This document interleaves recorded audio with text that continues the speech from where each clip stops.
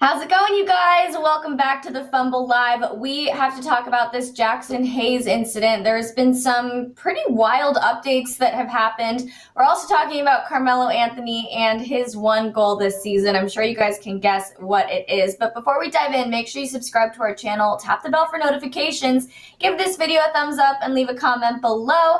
Here's the Fumble Squad. I'm Devin Howard. You can find me on Instagram as @DevinHoward.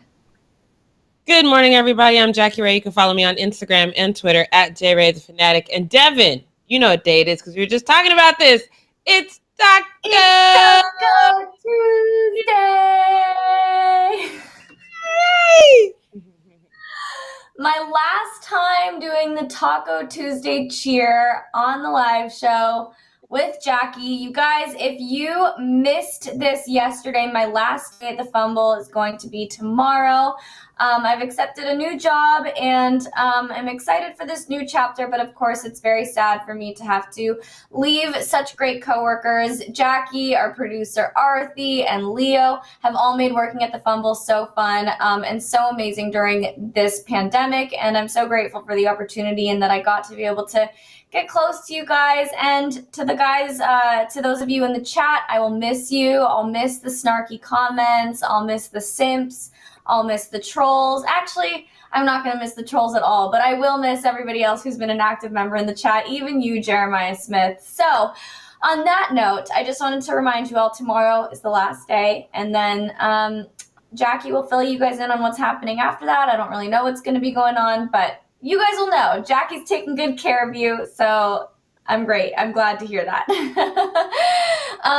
Let's get into the news, you guys. Let's talk about Jaxson Hayes because it's pretty crazy what's been going on. So last week, LAPD Chief Michael Moore said that a categorical use of force investigation has been launched into the arrest of Pelicans player Jaxson Hayes. So he was arrested last week in LA after an alleged altercation with officers who responded to a report of a domestic dispute. Then a letter was sent out by the LA Police Protective League to Adam Silver and the NBA demanding that they take action for what Hayes did. So the police say that he became very combative and criminally assaulted an officer during the arrest. In the letter, they wrote, quote, "The actions of your player were unlawful, completely unacceptable." They also said that he clearly violated NBA guidelines, and that's why they were taking this time to submit this letter. He said, quote, in the letter they wrote, quote, "We respectfully request that you immediately initiate a thorough investigation into Mr. Hayes' actions before, during, and after the incident, and to take appropriate corrective action to hold Mr. Hayes accountable." Then they also added, "The video is clear. Your swift action in this incident is warranted." The police union is also upset that Jaxson said the N-word towards cops, and they think that his punishment should be on the same level as what happened to Myers Leonard when he used that anti-Semitic slur during that Twitch stream. They said, quote, "We ask you to investigate Mr. Hayes' use of the N-word during the incident, and based on the obvious evidence, hold him accountable for the blatant violation of the NBA's values of equality, tolerance, inclusion, and respect." The Police Protective League concluded the letter asking Adam Silver and the NBA to send, quote, "in an unequivocal message that assaulting police officers will never be tolerated by the NBA." Now, Jackie, I know you saw this video, and a couple of you in the chat, I think maybe JD saw the video as well. It's pretty clear that the police attacked him.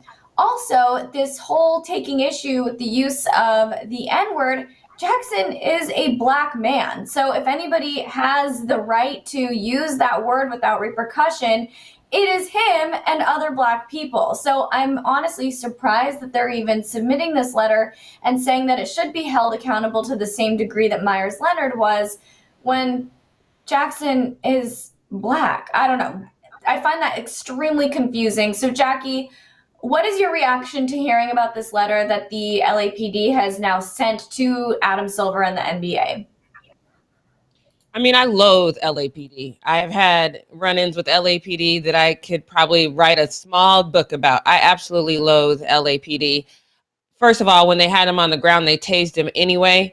And the fact that he was reacting to being attacked is one thing. I don't really care what he did before that. And this is the problem I have with this country, especially when we're talking about Caucasian people. They'll see a black man in that situation and then they'll say, oh, well, what happened before? I don't think people understand due process. The second that man is on the ground, you back off. He's in a vulnerable position. You had him handcuffed. He got tased when he was handcuffed. What the hell are we talking about? I really wish that Adam Silver would send them a bag of rocks and some shoes and tell them to kick rocks. Like, we're not doing that. We're not going to play these dumb games with you. This is happening directly because of all the protests that happen here in LA and around the country. And all of us know that the police department is trash. I don't care if you have somebody who works for the police department. I don't care if your dad's a cop. Police are trash. There's no such thing as a good cop. People get mad when I say that. But here's the thing. The good cops still cover up for the bad cops because they don't want this bad image to be over the police department. There's no way. Somebody should have stopped that situation. One of those cops should have said, yo, he's on the ground. Stop. People were filming it. And as they were filming it, one cop went up to him and he had to catch himself. Go watch the whole video. He's filming it. One cop was like, if you keep filming it, you're going to end up on the ground just like, and he had to catch himself because he was probably about to say the word himself. So no, this is absolutely not. I've said it to black people before. We need to stop using the word. So when we smack the hell out of people, it has more sincerity to it. And I mean that.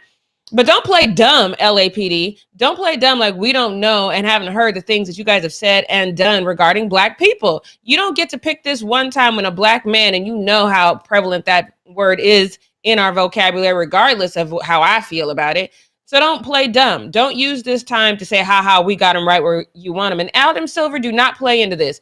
Either send these people a bag of rocks and tell them to kick rocks, pound sand, go walk on the highway, whatever. Either don't respond or do that. But do not feed into bad cops wanting the world to know, hey, see what black people do? See what this is what basically what they're saying. You see what black people do? Don't buy into this, Adam Silver. And if you do, it'll be a horrible look for you. I think it's interesting that they bring up the Myers-Leonard incident because that was a clear case of somebody saying something discriminatory and that definitely deserved to be punished for that behavior and receive that fine that he did get.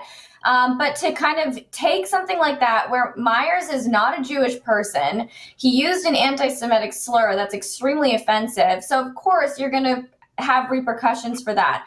But to try and take that same reaction and plant it onto a black man for using the N-word, I mean, it just doesn't even make sense. Like, they're trying to kind of hit at that soft spot, like, you held Myers-Leonard accountable, so you better hold Jackson accountable too. When we have seen so many videos, like you said, of cops across the country saying extremely derogatory and hateful things to the people that they encounter, specifically people of color. So I think that this is so shameful for the LAPD to even be involved in this and to be publicly sending a letter like this. It's just downright shameful. Jackie, do you think that the Pelicans and the NBA are going to stand up for him, or do you think that they'll kind of give in to the pressure, especially with that Myers-Leonard example thrown in there, and take action against Jackson? No, the NBA knows better. This isn't the NFL that has a bunch of racist owners and that'll pounce on this time to say, hey, this is our time to wave our racist flag with the support of the police department. They won't do this. Adam Silver knows what he's dealing with. The NBA has a bunch of players that are very educated and are very vocal. He can't do this. He can't say something so asinine and stupid. It's not the same as using an anti-Semitic term in the way that Myers-Leonard did. And what's really happening is they probably were offended by the Myers-Leonard situation. And now they want to find a way to retaliate for that. This is not even a situation you bring up if you have an ounce of intelligence. That's the problem with this situation. This is what these people said with sincerity. How slow do you have to be? You're this slow, and you're the people that are supposed to protect and serve, which, by the way, there was a ruling that says that they technically do not have to protect and serve. That's not actually part of their makeup anymore. So that's a fun fact. Go look that up. This is the police trying to basically, like I said before, it's a blatant attack. Not only was it a physical attack, it's a blatant attack on black people. Like, hey, we got this one black guy. Let's see if we can get more in this grand sweeping gesture that we're going to cause the NBA to do, because the NBA has let these black people talk too much about us. That's exactly what's happening here. It's nothing else. It's just that. Sorry, I thought you were still going, and then I needed to unmute.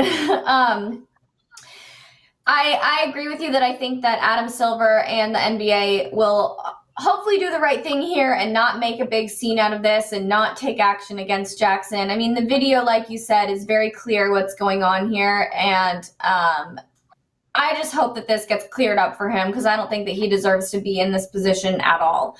And I think that what's happening is pretty outrageous. I know I already said that, but I just think it's outrageous and it's pretty shameful. Let's move on. Let's talk about something a little bit lighter, a little bit happier. I think this is something that we can get excited about, Jackie. We're talking about Carmelo Anthony and his one big focus this upcoming season. And this is the kind of energy that I think the Lakers need. This is what I like to see here. So, first of all, he did comment on the age of the Lakers roster. Of course, people are so hyper fixated on how old the Lakers are. I think there are 6 players right now who are over the age of 35. It is the oldest roster that they've had in franchise history. So I understand the attention to this, but Carmelo Anthony said that he kind of likes the attention and he enjoys the narrative because it gives them a reason to level up and really prove that they're able to achieve what they want to achieve. And for Carmelo, that is winning a chip. So he said, quote, "Bron just came to me one time and said, yo, the time is now. I want you. We got to make this happen. And I just felt like for right now, this is the best time." Leo, we can get that quote back up there, actually. He said, he says, "Most people say we should have gotten together years ago in our career, but we were in 2 different lanes. We're on 2 different paths. Everything comes full circle. This is the one thing I'm missing. This is the one thing that keeps me up at night, that motivates me because I don't have it." So that's on him chasing an NBA championship. He is pretty much guaranteeing that it's going to happen with the Lakers. And I am a big believer in, positive affirmations, optimism, manifesting exactly what you want. And if Melo's going into this season with the attitude of like, I'm getting this, it's happening, and I don't care what anybody else says or does, you can talk your ish about how old we are, but this is it. I'm chasing this ring and it's going to happen. I mean, I feel like that can only help the Lakers, but do you think he's putting too much pressure on himself and the team to achieve this championship win? Nope. I think this is the exact right attitude you want Carmelo to have. It's a long time coming.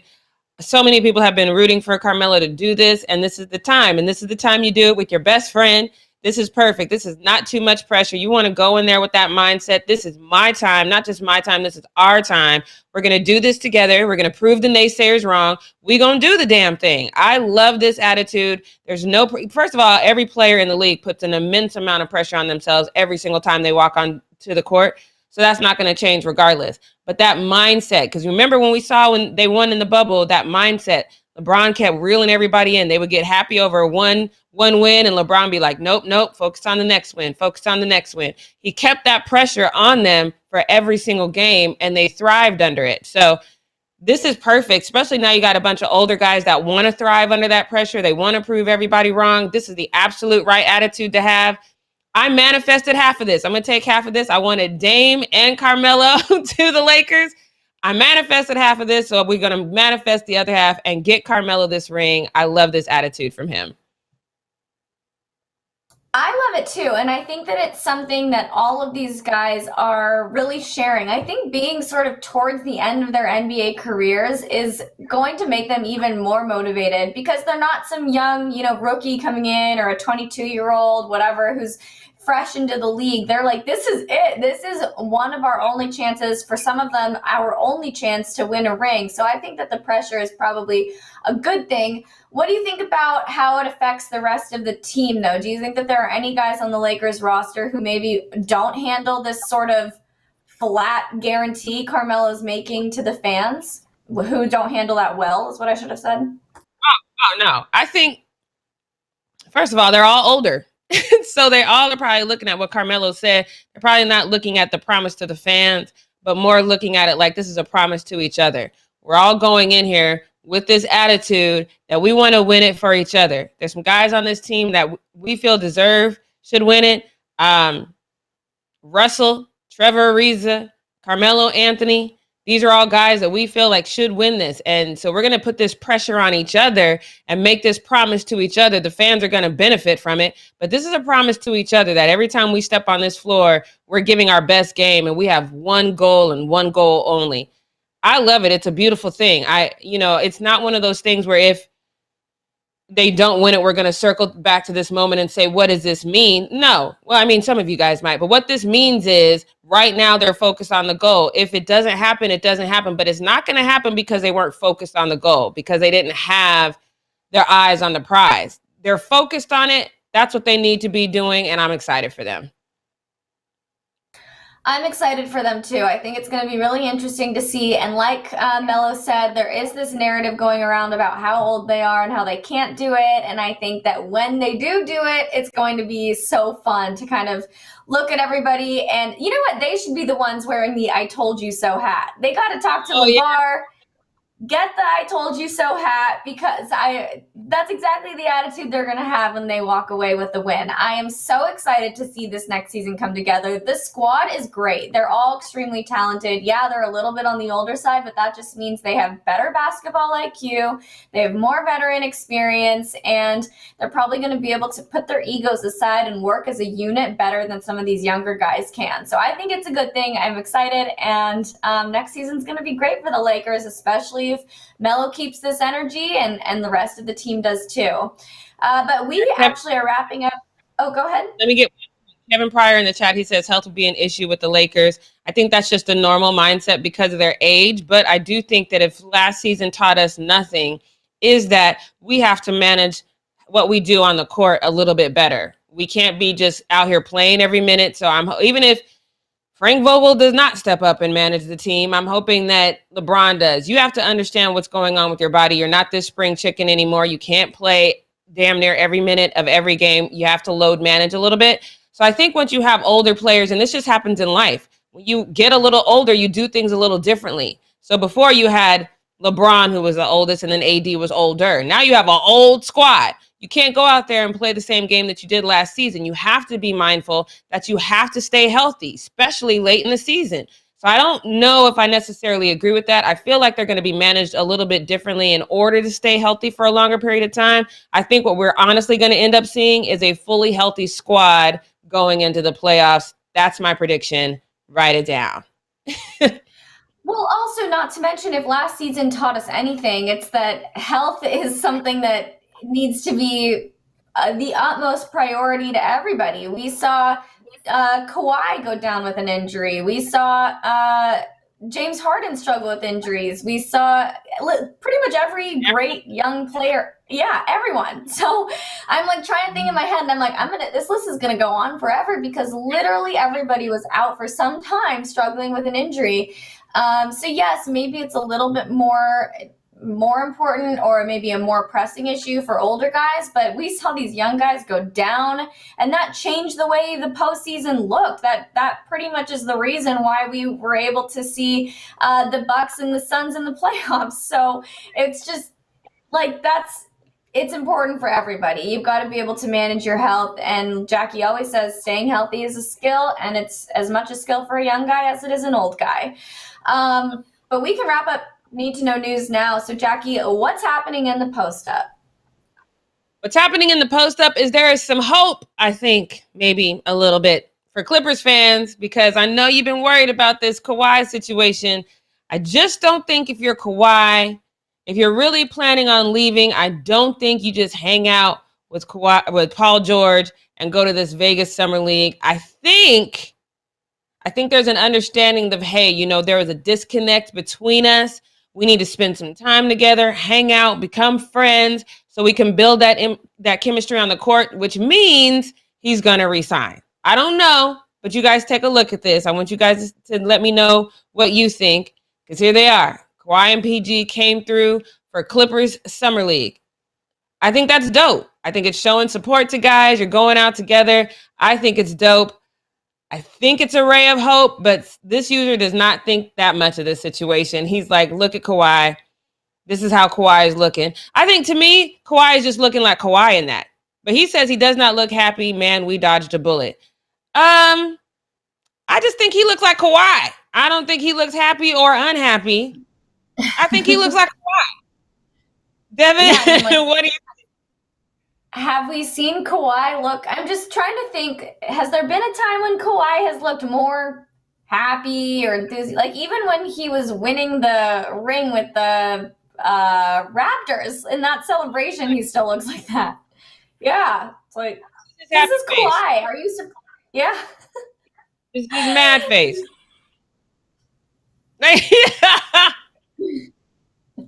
Like, and in fact, I would go so far as to say that Kawhi looks elated right there. I mean, he looks thrilled. He's got a quarter of a smile on. Like that's happy Kawhi. Yes, I don't know. I don't know if we're gonna say he looks unhappy because I bet if we scroll through 150,000 pictures, that's pretty much his face when we expect happiness, sadness, or anger. That's just his face. Leave him that man alone. Let's go on to the next one though.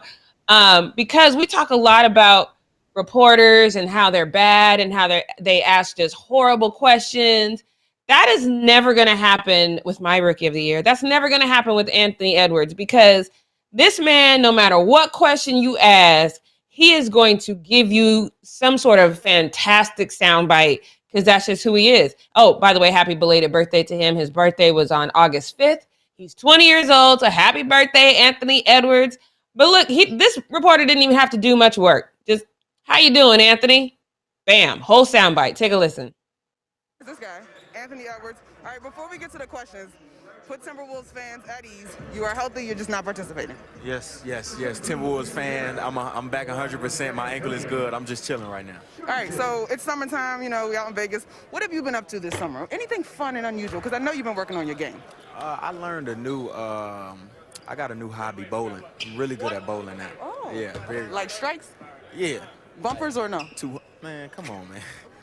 Like 200. I'm bowling 200 for sure. Okay, that's not what we talked about pre-interview. Tell me about Lake Minnetonka. Oh yeah, man. You know, I got baptized in Lake Minnetonka. I hit a couple backflips. You know, swimming. I'm going back out there real soon. Meet me at Lake Minnetonka, all Minnesota fans. I'm going back out there. Jet skis, everything. We're gonna have fun. Can you swim? Yeah, like Michael Phelps. Like Michael Phelps? Yeah. Oh, okay. Yeah. All right, guys, before this gets out of hand, that's Anthony Edwards. In case you didn't know, there's nothing he can't do. Yeah. Multi-talented, baby.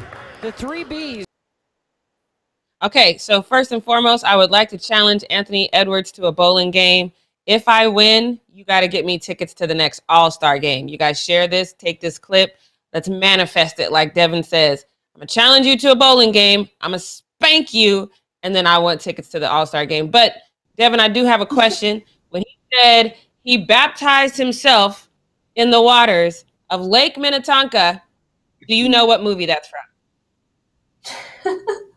Oh my God. Why is it always the movies? I have no idea. I have no idea. All right, you guys in the chat, Kevin Pryor, I know you know. Anybody in the chat, when you baptize yourself in the waters of Lake Minnetonka, Paisley Park, anyone? It's Purple Rain, you guys. Come on. Y'all disappoint me. Just disappoint me. Okay, this is, like I've said, it's just a common thing for me. There are so many movies that I haven't seen, and I haven't seen Purple Rain, but I do know the Prince song, so at least there's that. Okay, all right. Wait, look at my Glock in the chat with the shade when he's like, Anthony Edwards going to run away with no tickets for Jackie when you do win. Because you know he didn't pay that kid his money on the video game. I see what you did there. Good memory and the shade from my Glock. Well done. Well done. That's still my boy, though. All right, let's go on to this next one because this one, I don't like this because we see this time and time again. And I even said earlier in the season, don't do this in the off season, Ben Simmons. Don't do some video where we see you making outside shots. Don't do that because you do that every season. And it doesn't mean anything because you can't do it during the game. But do you think he listened to me? Absolutely not. Now he's out here with Rondo doing exactly what I told him not to do. But take a look. Here you go. Making shots. Yay, Ben.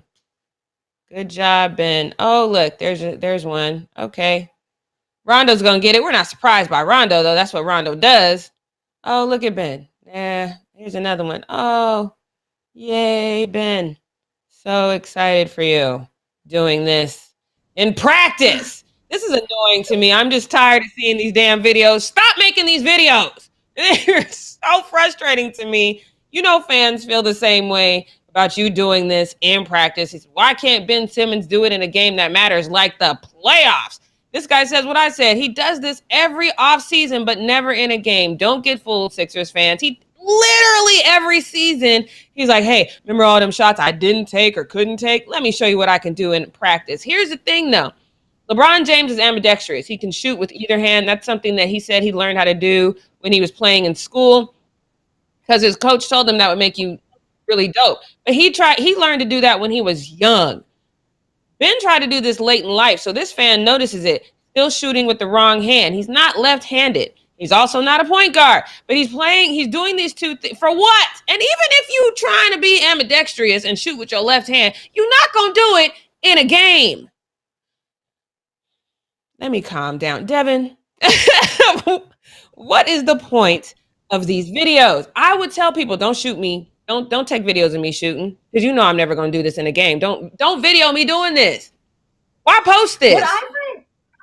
What I find amusing about this is that this happens with Ben every single offseason. Every offseason, we see him in an empty gym shooting threes. And then everybody thinks, Ben's coming back. New and improved Ben Simmons. He's actually going to do it. And then when push comes to shove, this never translates to actual meaningful change in an NBA game. I am so sick of this. And I was looking at some of the reactions on Twitter. Everybody else is sick of it too. Like, we don't care. Ben, we know you can do it. You can physically make it happen, but you just choose not to in a game. Whatever it is going on, whatever's happening in the mind or the nerves or whatever, it's not going to happen in a game. We don't want to see it in an empty gym on an Instagram story. Just stop. I'm over it. If you got your next video, Ben Simmons, if you must post a video of what you're doing in your off season, post a video of you walking into a therapist because clearly something's going on with you mentally that causes you not to be able to do this in a game. I'll be like, okay, he's trying. He's going to get himself some help. I'm with it. Oh, here we go again, just to irritate me. Ben, yay. God, that's irritating. I don't even know why. He's not even on my team. Why do I care so much? Because it's irritating. Stop posting these videos. Okay, let me calm down and we'll go on to this next one because I'm with JJ Redick on this one because I have never forgotten somebody who owes me money. I saw an ex a couple weeks ago who owes me money. I walked right up to him. You got my money? With my little Stewie. You got my money? Where's my money? And like, I am never going to forget that you owe me money, especially when you out there spending money or I see you earning money in a big way. So JJ got on LUKA for this, and I'm not mad. So at the bottom, it says LUKA has agreed to a 5-year, $207 million Supermax rookie contract extension. And then JJ says, okay, still owes me $1,700 from cars. Please cash at me, LUKA.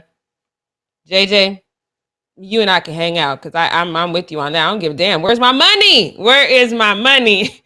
But then this user, because you know he's a free agent right now, the shade on this one, he says, well, JJ is unemployed, so I get it. Y'all just couldn't let me have that one. JJ, don't listen to the haters, but you need to call LUKA and get your money back. Don't let LUKA keep that money. Let's go to this next one. Because I have an opinion on this one. You guys know I'm not mad at us parting ways with Dennis Schroeder. I think it was very much time for him to go. But let's think back. Do you remember when Lamar Jackson was playing basically defense on concrete at a basketball court with some kids and everyone lost their minds because they were like, oh, he could get hurt. He shouldn't do this. He's got to think about his blah, blah, blah, blah. And Lamar was like, I don't care. I'm going to do it anyway because I'm helping these kids. I definitely love that mindset. Kids first. He's all about community. That makes sense. But now let's go over here to Dennis Schroeder. Dennis Schroeder's out here doing something that he loves, and people are mad at him about that. Especially they're saying, oh, he's giving his agent a heart attack. So let me show you this tweet really quickly. And this user says, this man has no contract right now, and this is what he's up to. I'd have an aneurysm being his agent. First of all, that is a dope picture. Just him out there doing his skateboard thing. I was like, oh, this is dope. Now, I'll admit I'm petty. So I unfollowed Dennis when he unfollowed us the first time. I unfollowed Dennis. So then I went over to his Instagram to see this whole skate thing, and he's got a video. He's not doing like big jumps. He is doing some jumps, but they're just baby jumps. And I think they're fine for somebody who clearly knows what he's doing. It's not that he doesn't, this isn't his first rodeo. Look at this, bam, got it. These aren't like major jumps. I'm actually okay with this. I get what that person is saying. You don't want to jeopardize your opportunity for me to go out there and get you some money by getting hurt. Because if you get hurt with no contract, now we're in a situation. So I do understand what this user is saying. Let me show you this tweet. It says, so he's not allowed to live his life and have fun. They have lives outside of basketball, you know. I agree with that. But this user has another good memory. It says, back in 2007, Vladimir from the Lakers went snowboarding and broke his leg. Imagine he does that but has no contract. Obviously, you expect him to have a life, just a bit dangerous. So that's the question. That's the question I want to ask you for in the chat. And Devin, that's the question for you as well. If he had a contract and he got hurt, it would suck, but he would still get paid. With no contract and he gets hurt, now you're in a situation where you're damaging your money. But it did look like this was like a no effort thing. He wasn't doing anything major. He had even a drink in his hand while he was doing it. He clearly knows what he's doing. Which way do you lean? Go ahead, live your life and have fun, or no, don't risk it? Oh, gosh, that's a tough one. I want to say that I lean more towards live your life, do the things that you like to do that are reasonably, you know, safe. Don't do anything that's outrageously dangerous. But at the same time, I know that I have like avoided getting a facial or getting my hair cut even if I've booked a job that's coming up because I don't want to do anything that's going to end up looking super different or making my skin break out or whatever it is. So I exercise a lot of caution when it comes to myself and my money. So I think it's kind of hypocritical for me to be like, yeah, Dennis, go do you. You're fine, blah, blah, blah, you know, so I don't know. I mean, I think it just has to be a personal like risk assessment. And if he feels confident enough on a skateboard to do all that and not hurt himself, then I guess good for him. But he has to deal with the repercussions if he ends up hurting himself. Yeah, I saw a tweet. Was it last night or this morning? One of them. I saw a tweet that, and I don't know who tweeted it. I can't remember because I saw it in passing. But they said that he's just chilling, getting some mental release. Obviously, since he likes to skateboard, this might be one of them because they said he is really kicking himself for not taking that contract from the Lakers. Now that he's just lingering in limbo right now, they said that he's kind of, it's bothering him that he's out here this long without a contract. So if this is his release to kind of get through that, I totally understand that. I'm not mad at it. I get what you're saying, Devin, too, because I don't have the kind of money in my savings that Dennis might have. So maybe I look at it a little differently, but because if I stop making money today, that's a problem for tomorrow. So of course, you know, I definitely think about it like that. But when you're, I don't know though, for people to say that he's really having a hard time mentally because he didn't take that 84 million, he needs a release. I mean, if skateboard, I mean, what else are you going to do? Just sit around and wallow in it? Yeah. I mean, I would be kicking myself if I were him. I would be super pissed. I don't even know if I would have the energy or the happiness to go out and skateboard. I think I'd probably be laying in bed all day with Netflix and, you know, Postmating dinners. So I do think that he probably needs a release. It's just risky. It's a risky release, you know? Right. Yeah. I don't know, Dennis. Good luck, though. No skin off my back, and I'm happy to say that, you know, so bye, see you later. So let's move on to this next one because you guys know that big deal that happened with Kyle Lowry. So if you don't know, the Gordon Dragic, he was traded to the Heat for the Raptors, the Kyle Lowry deal, right? So Dragic is from Slovenia, and a reporter caught him out and about, and he decided to do this interview in his native tongue. So I'm just going to go on record and say, I don't know what he's saying right here, but there was a translation. So you guys take a listen to, if you speak the language, let me know if we, and that's always my concern when people translate things. If we don't know them personally, was this translated properly? You guys take a listen and let me know if you speak the language, is the next part, if it's translated properly. Take a listen.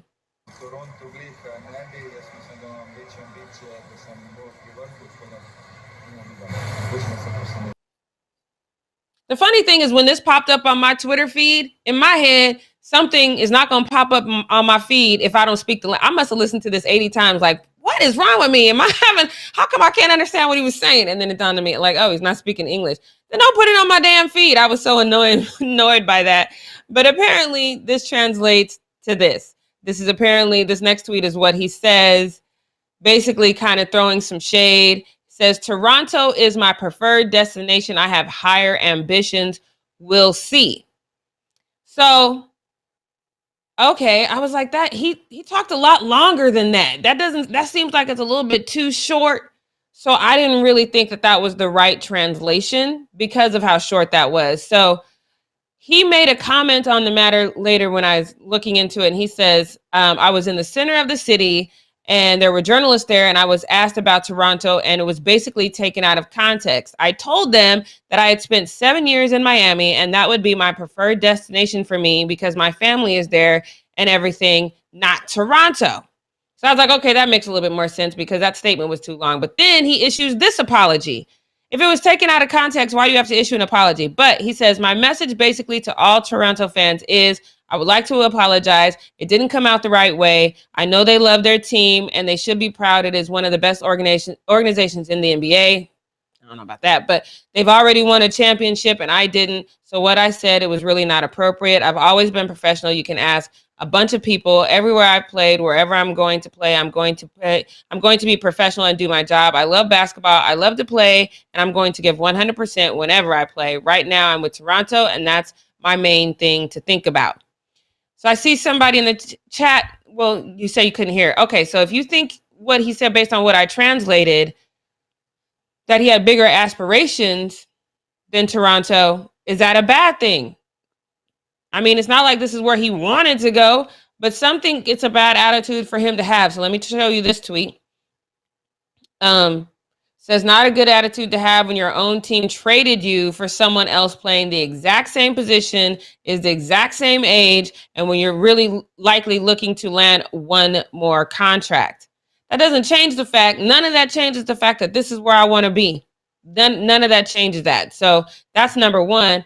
Number two, some people think it just makes sense because of where we're talking about. Nobody wants to be in Toronto. Nobody. Even Goran Dragic doesn't want to play for the Raptors. That franchise back in the dirt. 2019 feels like a decade ago at this point. Is that where we are? Are we at the point where we're calling Toronto trash? I'm not going to say that they're one of the best organizations in the league like Goran did, but is that where we are? Are they trash? I'm trying to see in the chat. Devin, what do you think? I mean, I think that I wouldn't say they're trash, but losing Kyle Lowry doesn't help them, and obviously not having Kawhi hasn't helped them. So they're definitely not at the top of the league, but I wouldn't go so far as to say they're trash. The trash teams are the Wizards and who else? Wizards really is the big one for me.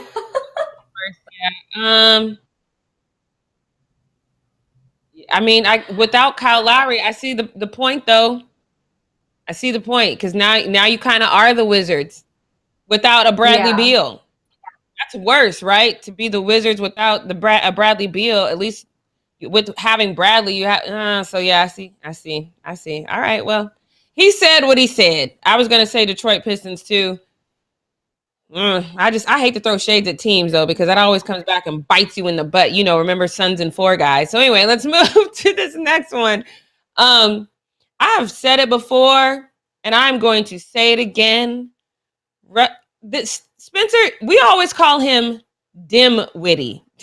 But it's Dinwiddie. And I just need to understand how, like, he saw this. Was this a joke? Is this an inside joke between... Okay, let me just show you what his contract is. Let me show you what his contract and the incentives. A lot of these incentives make sense to me, right? Sources say Spencer Dinwiddie's 3-year, $62 million contract with the Wizards has several bonuses each season. $1.5 million if he plays 50-plus games, $571,000 if the team makes the Eastern Conference Finals, $400,000 if the team makes the NBA Finals, $100,000 if the team makes the second round, and $1 if he wins the title. I This has to be some sort of inside joke. What's the joke? I don't get it. What's the joke? I don't know. Maybe because they know that the Wizards' chances of winning a ring are so low that they just don't even put that much of an incentive behind it. Yeah, but why give me the Eastern Conference final incentive? I got to go through all that. Got to get through the second round where you're going to give me, what was it, like 100,000 or something? And then you're going to give me $1?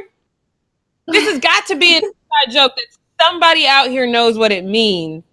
I don't get it. I don't know what this means. To me, I'd have been like, oh no, y'all forgot some zeros. There's some zeros missing here. But he's rolling. That's why I think it's an inside joke, because he's rolling with the punches and he talks about how he wants his dollar. You guys take a listen. So let's just cut to the chase, man. When you bring this championship to the Wizards, how do you want your dollar? Oh, you know, let's keep it freaky. Go 100 pennies. Why not? That's all I needed. Welcome to town, man. We'll talk soon. Thank you, brother. Appreciate it. So Kevin Pryor in the chat says Spencer will never get that dollar. I agree with that. But what if I do though? And then now I'm gonna be mad because you only gave me $1.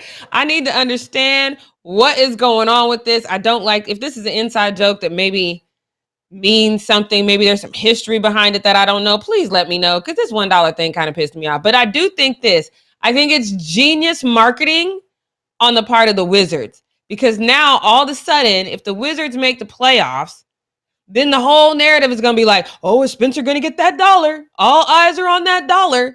So maybe that's what it is. Maybe it's a marketing ploy. I don't know, but I still don't like that whole going down $100,000. That would have irritated me. But I'm glad he can laugh it off. Let's go on to this next one, because I know this is a fact. Russell Westbrook is an amazing guy. He is a good guy. He's a great teammate. He loves his family, his community.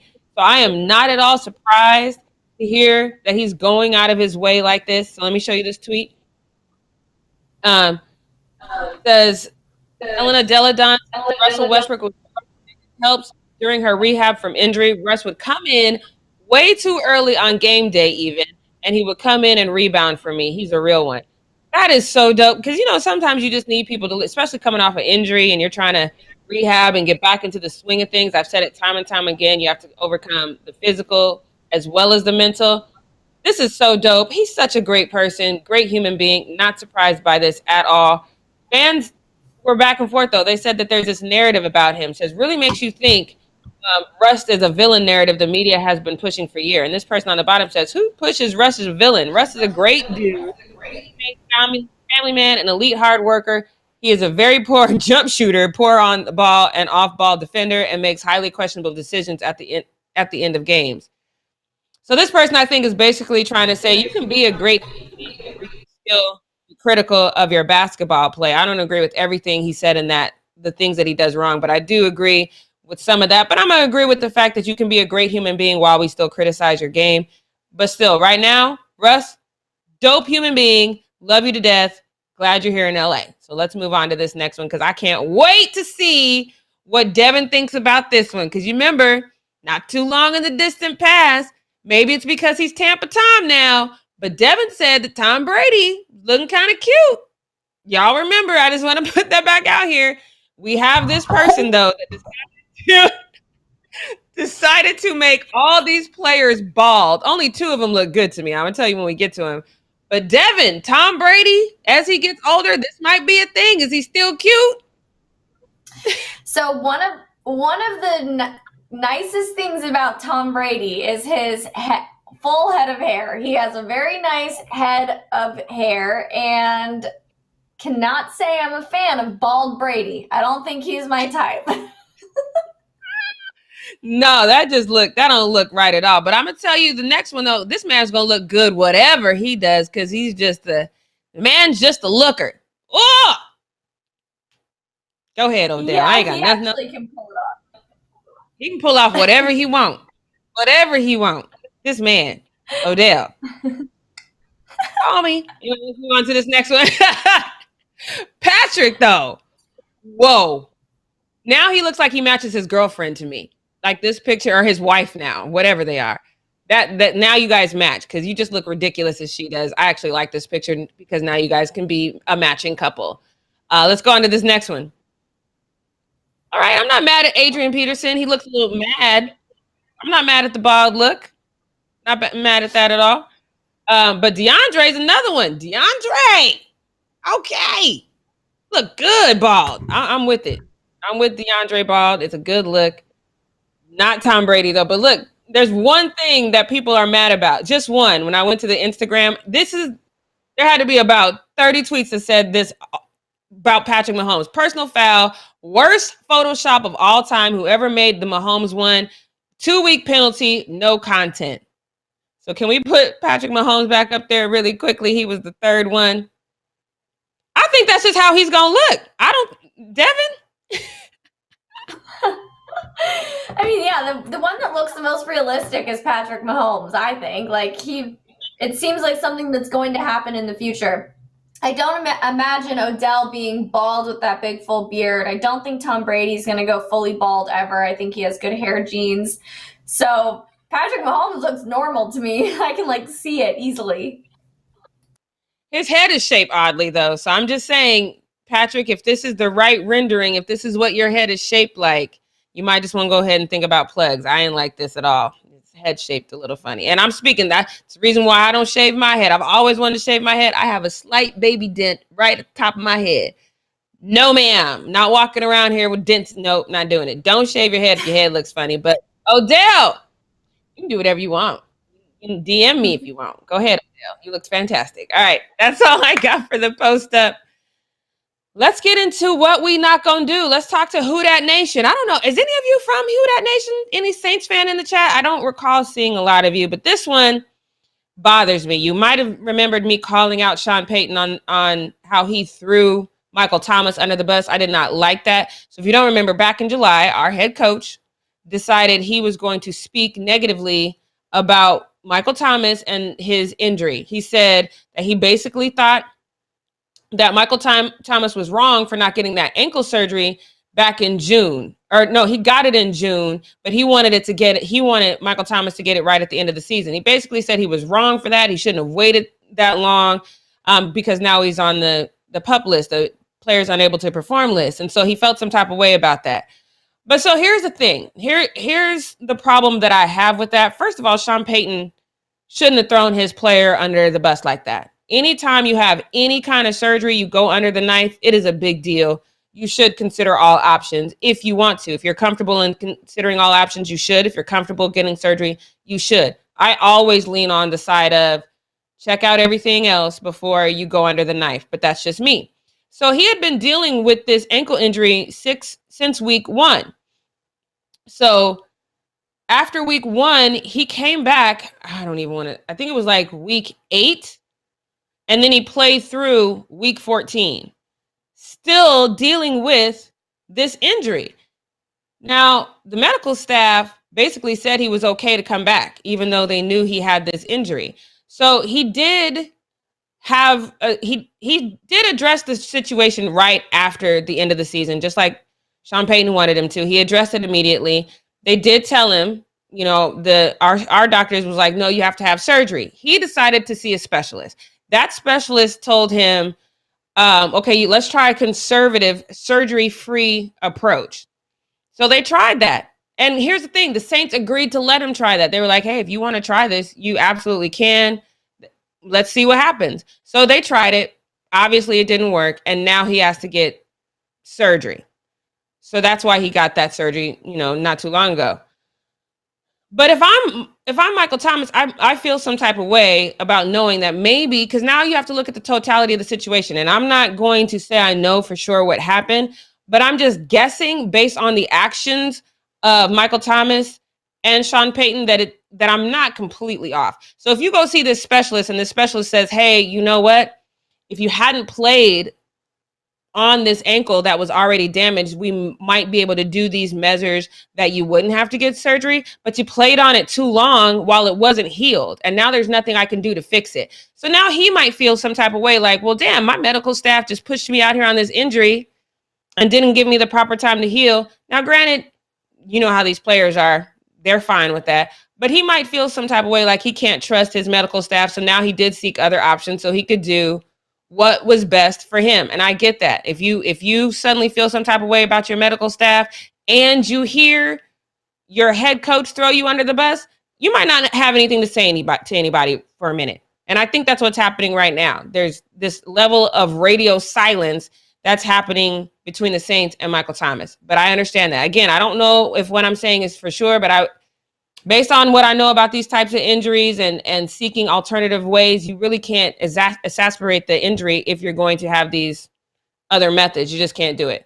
So Michael Thomas posted this onto his Twitter. This is the tweet that makes me feel like I'm right, because we know the person who said something bad about Michael Thomas is Sean Payton. So he posted this and said, "They tried to damage your reputation. You saved theirs by not telling your side of the story." Now, granted, if you just look at that, there's no like Saints emblem. He's not naming anybody. He could be talking about a family member for all we know. But because he's a smart guy, he knows that there's radio silence between him and the Saints. And there's obviously his agents probably telling him some things, and he's feeling however he feels about the way his injury was handled and Sean Payton saying something about it. It's a very small leap to assume that he's talking about the Saints organization. But here's where I really get irritated. Sean Payton had no problem throwing Michael Thomas under the bus. None at all. But when they asked him about this tweet, this is what he said. You guys take a look at this. He says, when asked about Michael Thomas' tweet, Sean Payton declined to speak about it. And he said, "I don't want to have a press conference based on social media." Well, what you shouldn't have done is had a press conference based on my business. That's what you shouldn't have done. If you don't want to talk about my tweet, don't talk about how I take care of my personal health. Because at the end of the day, it's my personal health. You don't get to have a say in that. You can feel how you feel, but if you don't want to talk about things that don't affect you, like maybe social media doesn't, my body doesn't. Because I'm the one that has to live with the long-term repercussions of whatever I decide. So if you don't want to speak about it, then don't speak about it. But don't all of a sudden have nothing to say about social media, but you was all up and telling everybody that I was wrong. I should have handled this better when it comes to me getting a surgery that maybe I wouldn't have had to have if you didn't rush me back from the injury in the first place. Sean Payton, you wrong on this one. I told you was wrong when you did this initially. You really wrong for not addressing this, because you could have said something like, well, you know what? He's coming back from a tough injury. There's a lot that goes into that. I could have handled it a little bit better. I probably shouldn't have thrown him under the bus when I said how he should handle his personal body. I was wrong for that. So maybe this is just him venting. But you know what? He and I will sit down behind closed doors. We'll hash it out and we'll come back, because that's what we do, and we'll work it out. Say something like that, but don't all of a sudden take I'm going to plant my feet in the sand when you're wrong. You wrong, Sean, and you know you're wrong. What we're not going to do is mess up any relationship with Michael Thomas. He all we got, sir. You better call that man and do better. Devin, what do you think about this, though? Do you think that Sean Payton having an opinion on what he does medically, but not having an opinion on his Twitter, do you think that's weird? Yeah, I think it's pretty weird. And I think that, as usual, Jackie, you are always like on point, and you need to step in and be the assistant coach for these people, because you know you need to do it for Frank Vogel, you need to do it for Sean, because you always know exactly what needs to be done. But yeah, I mean, I think it is bizarre. The whole situation is pretty bizarre for him to then suddenly take this step back and be like, I'm not going to have a press conference on social media. I don't know. I think it's weird. It's extremely strange. So once again, want to create a change.org petition or whatever to get Jackie up there doing her thing. That I don't agree with. He said Drew should have played one more season. I don't agree with. His arm was shot. He definitely retired at the right time. However, I don't think the dysfunction we are seeing with the Saints right now, we see if Drew Brees was there. Because he was the leader on that team. He was the one that could have brought everyone together. He's the one that could have stood up and said, no, this is when Michael wants to take the surgery. We're going to stand behind him. They don't have that leader right now. And that's why everything is like this. So I don't think he should have played one more season, but his presence would have alleviated this whole situation. So I do agree with that. Yeah. All right, you guys. Well, we can wrap up the show for the day a few minutes early here, but don't forget to subscribe, tap the bell, leave a comment below. I hope you guys will all tune in tomorrow for my last day on the Fumble. Super sad, bittersweet moment here, but yes, I hope to see you guys all here tomorrow at 9 a.m. Pacific Standard Time. Tap the bell for notifications, hit the thumbs up, leave a comment below, and share this video with your friends. And we will see you guys tomorrow morning. Bye, everyone.